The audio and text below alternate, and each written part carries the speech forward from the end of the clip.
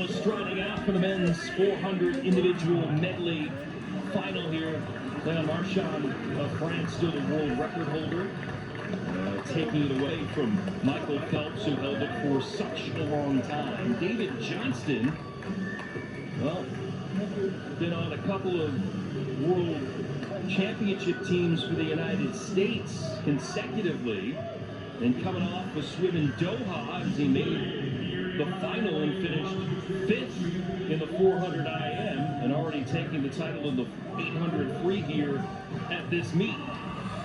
Johnston coming in is the top qualifier. The rest of this field, including lane number 1, Calvin Hahn from Nebraska, a freshman plebe at Army West Point, just won the 400-yard IM of the Patriot League Championships recently. The 18-year-old there in lane 1, Tyler Bardak from Fox Valley Swim Team here in Illinois, an NC State recruit, the 17-year-old racing here in this final. Another teenager, 16-year-old Noah Caker from Team Suffolk in New York. He was 3rd best in the heats.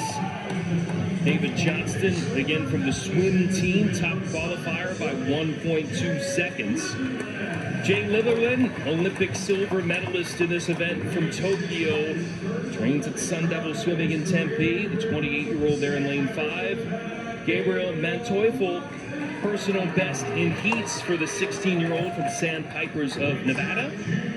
Isaac Flagg from Fishers area, Swim Tigers, fast there in Indiana. And Chase Kalish, don't forget about him, the Tokyo Olympic gold medalist in this race, silver in Rio, making another surge for an Olympic team. And happy birthday, Chase Kalish, celebrating here on March 7th, Rowdy. Yeah, I talked to Chase a little while ago, and he said, I barely snuck in there. Well, this guy didn't sneak in there. 2nd qualifier. He's been here so many times with Jay Litherland. Another one of those class gentlemen that the sport has. Very humble, very gracious.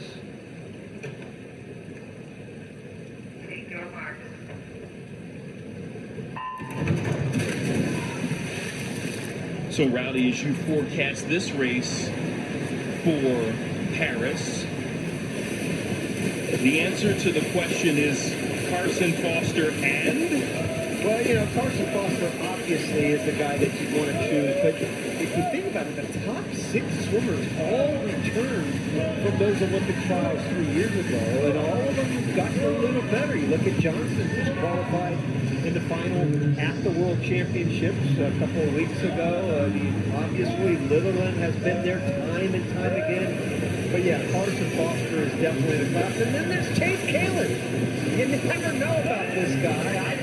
I think he's going to win this thing tonight from lane 8. Barely squeezed in there, but you do not ever want to think about counting Chase Kalish out in this event. There's a reason why he's the Olympic gold medalist. I get it, the times have improved dramatically since that gold medal performance 3 years ago, but you don't win a gold medal and not figure out how to swim this race.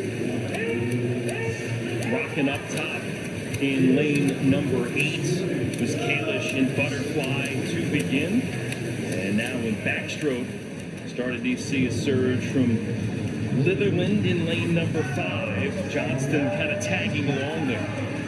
I think this is Chase. I really do. I know we're only 150 meters into this, but Chase has the best brushstroke of any of these guys up front. Certainly better than Litherland. Better than Johnston. Johnston might be a little better right now on the 100 freestyle. Same with Jay, but either one of these guys can match up against Chase in the breaststroke. But there aren't many swimmers in the world that can match up against Chase in the breaststroke. Maybe the only guy in the world that can is the world record holder, Leon Marchand. Well, headed into the breaststroke, the lead close to 2 seconds for Kalish. He's 2:01.8, okay? He was 2:05.8 this morning. 4 seconds faster. And nobody can see him. That may be out of the peripheral vision that you might have if you're Jay Litherland, but he's so far out front, Jay might think, hey, I'm doing pretty good. I'm ahead of Johnson right now, and you just hang with him. Problem is he's about 3 seconds behind Chase. And Kalish lengthening the lead in that 50 by almost a second.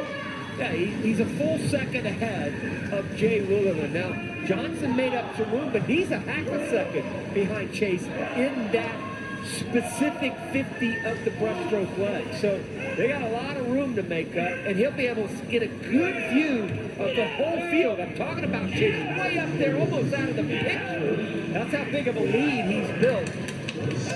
And he talked about trying to be as fast in this event as he ever has from prelims to final. I remember watching him swim the 409 IM a few years ago. He went from 429 to 409. So about 20-second improvement. Don't think he's going to get there tonight, but he's going to be a lot faster. Maybe he's thinking world championship gold. Claire Burt went 409.7. Won't get there either, but he could be a lot faster.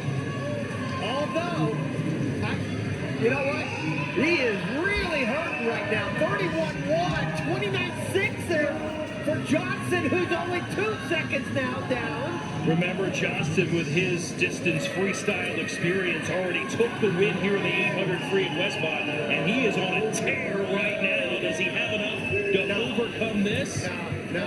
Had enough to pass Litherland there for a second. Kalish able to make this stand up, building the cushion and bringing it home. 4:13.52 seconds, the winning time. Victory by about a second and a half for Chase Kemp. Still pretty good. Top 8 time from a couple weeks ago from the Worlds.